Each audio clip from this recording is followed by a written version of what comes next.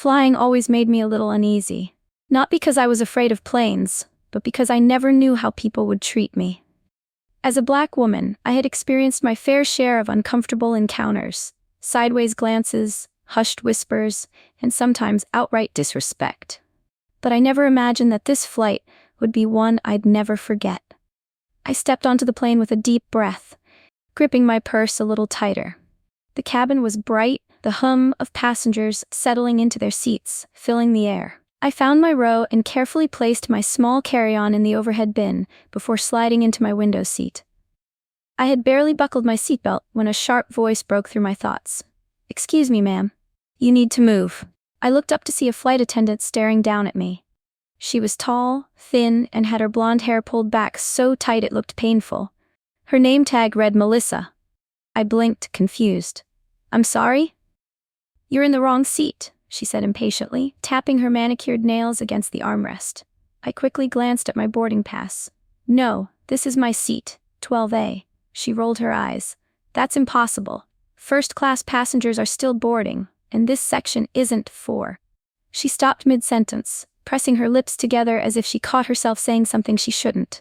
I knew exactly what she meant. My stomach tightened. "This is my assigned seat," I said firmly, holding up my ticket. "See for yourself." She snatched the boarding pass from my hand and scanned it. Her eyes flickered with something. Maybe embarrassment, maybe frustration, but instead of apologizing, she shoved the ticket back at me. "Fine," she muttered, "just don't cause any problems." Before I could even process her attitude, she turned on her heel and stomped away. My hands shook slightly as I placed my ticket back in my bag. I took a deep breath, willing myself to stay calm. I had dealt with women like her before, the kind who thought people like me didn't belong in spaces like this. But I wasn't about to let her ruin my trip. What I didn't know then was that Melissa wasn't finished with me yet, and soon, she would make the biggest mistake of her life. The plane continued to fill with passengers, the sound of rolling luggage and murmured conversations blending into the usual pre-flight chaos. I tried to shake off the tension from my encounter with Melissa, but it lingered, sitting heavy in my chest. I adjusted in my seat, glancing out the window to calm my nerves. The runway stretched far into the distance, the sun casting a golden glow over the tarmac. I told myself to focus on the trip ahead, to ignore what had just happened. But just as I was starting to relax, I heard her voice again. "Ma'am, I'm going to need you to check your bag." I turned and saw Melissa standing over me once more, her arms crossed tightly. She didn't even try to mask the irritation in her expression. I frowned. "Excuse me?" "Your bag," she repeated, nodding toward my small purse tucked neatly under the seat in front of me. "It's too large for personal storage. You'll need to check it." I glanced around, confused. The man sitting across the aisle had a bulky laptop bag under his seat, even bigger than mine. No one had said a word to him. "My bag meets the airline's size policy," I said carefully, "and it fits perfectly under the seat." Melissa's lips pressed into a thin line. "I said you need to check it." I inhaled slowly, trying to keep my voice steady. "And I'm telling you that's not necessary." Her eyes darkened, and for a brief moment, I saw something ugly flicker across her face. She wasn't just being strict. This wasn't about a policy. This was personal. "Look, lady," she said sharply, leaning closer. "You either check that bag, or I'll have security come take it. Your choice." I felt a heat rise in my chest, my hands clenching into fists on my lap. I was tired of this. Tired of people like her thinking they could push me around just because they thought I didn't belong. I opened my mouth to respond, but before I could say another word, a deep voice cut through the air. "Is there a problem here?" Melissa straightened immediately, spinning around so fast her blonde ponytail whipped across her shoulder. The voice belonged to a man, tall, well-dressed, and radiating authority. He looked about my age, mid-40s, with deep brown skin and sharp, intelligent eyes. His presence commanded attention, and the moment Melissa saw him, her whole demeanor shifted. She forced a tight smile, her voice suddenly much sweeter. "Oh, no sir, no problem at all, just a minor seating issue." The man raised an eyebrow. "A seating issue?" Melissa nodded quickly. "Yes, I was just making sure all passengers are following proper procedures." I could barely hide my disbelief. Now she wanted to pretend she was just doing her job? The man turned to me, his gaze warm but assessing. "Miss, is that true?" I hesitated for only a second before shaking my head. "No. She told me I was in the wrong seat even though my ticket clearly states otherwise. Then she demanded I check my perfectly normal-sized bag while letting others keep theirs." Melissa's face paled slightly. The man held up a hand, silencing her instantly. Then, he did something I didn't expect. He reached into his jacket pocket, pulled out a sleek black wallet, and flipped it open. My eyes widened as I read the words printed on the card inside. CEO and owner. Melissa's mouth fell open, her breath catching in her throat. The man turned to her, his voice calm but firm. "Funny," he said, his eyes locking onto hers. "Because this is my plane." Melissa's face drained of color. She stumbled back a step, her lips parting like she wanted to say something, but no words came out. For the first time since stepping onto this flight, I felt a shift in the air. Because now, justice was about to be served. The silence that hung in the air was thick. It wasn't just uncomfortable, it was suffocating. I could see the wheels turning in Melissa's mind as she processed what had just happened. Her face was a mixture of shock, embarrassment, and, if I was being honest, fear. The man, still holding his wallet open, gave her a long, pointed look. His calm demeanor only made the tension feel even more powerful. "Melissa," he said quietly, his voice still polite but laced with authority, "I think you owe this lady an apology." I could feel my heart start to race, not out of fear but out of something else, something closer to disbelief. I had dealt with so many moments like this in my life, where people treated me like I didn't belong, like I didn't have a right to exist in the same spaces as them. But now there was someone standing up for me. Melissa's gaze dropped to the floor, her cheeks flushed a deep red. She didn't say anything for a long moment. Her hands were clasped tightly in front of her, and I could see her fingers trembling slightly. Finally, she forced out a weak apology. I'm sorry, ma'am. I misunderstood the situation." Her words were hollow. She didn't mean them, I could tell, but it was all she could offer in that moment. And honestly, it didn't matter anymore. The man's eyes never left her, his stance unwavering. "I expect better, Melissa, much better."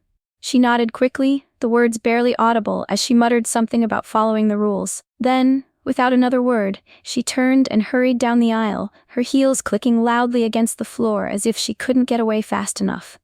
I looked at the man, still standing there, his expression softening. "You don't need to apologize for her," I said quietly, the weight of the moment finally starting to settle in.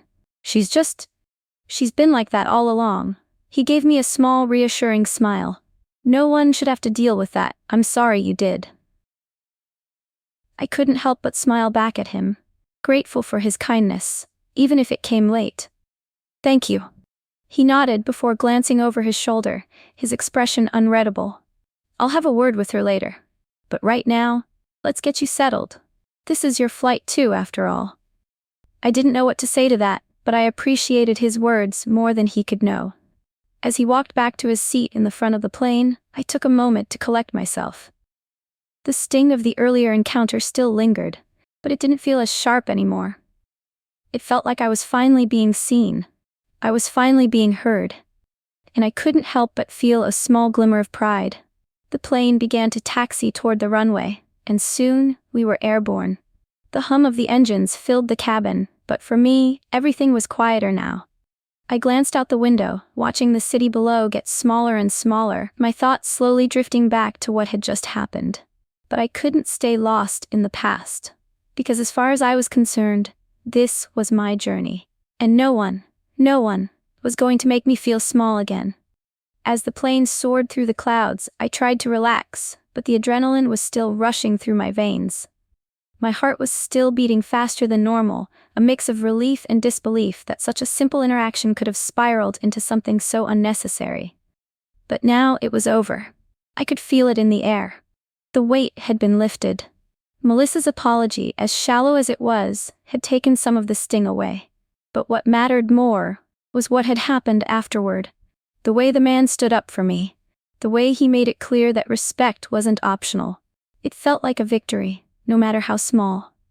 As the minutes ticked by, I glanced around the cabin. Most passengers were settled in, some reading, others napping. It was a quiet hum of normalcy, the kind of flight I had expected it to be before any of this had started. But I was still reflecting on what had happened. I had learned something about myself, about how I carried myself in the face of disrespect. And I had also seen something else. How much power a single person could have to change a situation. And for once, I wasn't just a bystander. I wasn't gonna let people treat me like I didn't belong. I wasn't gonna let anyone make me feel small. The man who had stepped in for me. I couldn't stop thinking about his calmness in the face of what could have been a much more chaotic scene. He hadn't raised his voice, he hadn't been rude, he hadn't made a show of it. He just spoke the truth. And that was all it took. I wondered who he was, why he was on this flight. But I didn't have to wonder for long. About an hour into the flight, the captain's voice came over the speaker, announcing that they would be serving drinks and snacks. Then, to my surprise, I heard the man's voice again. "Ladies and gentlemen, this is your captain speaking," he said, his voice smooth and confident.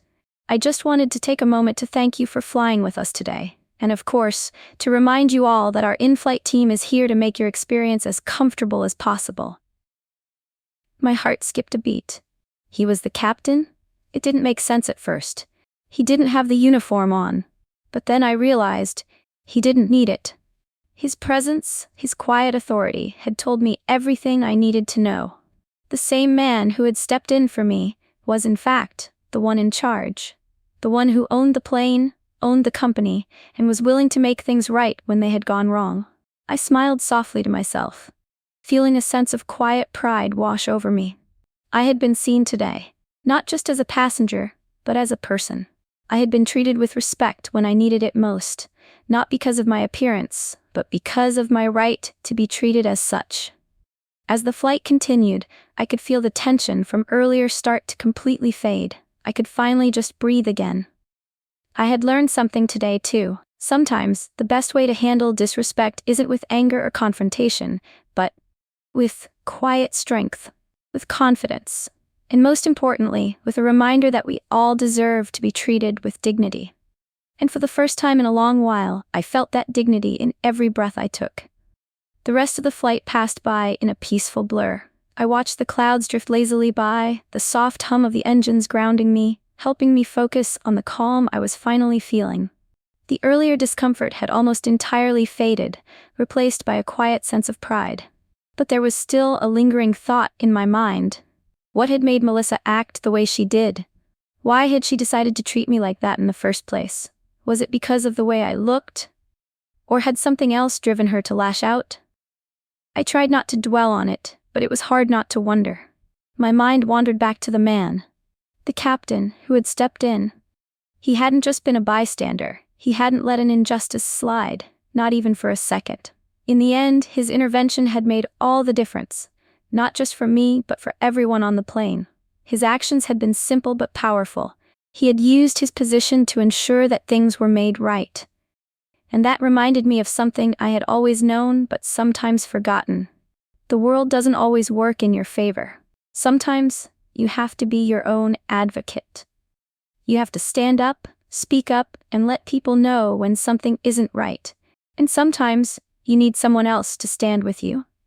I thought about the man again. Even though he didn't need to do anything, he did. He used his power not to assert dominance, but to correct something that had been wrong. That was leadership.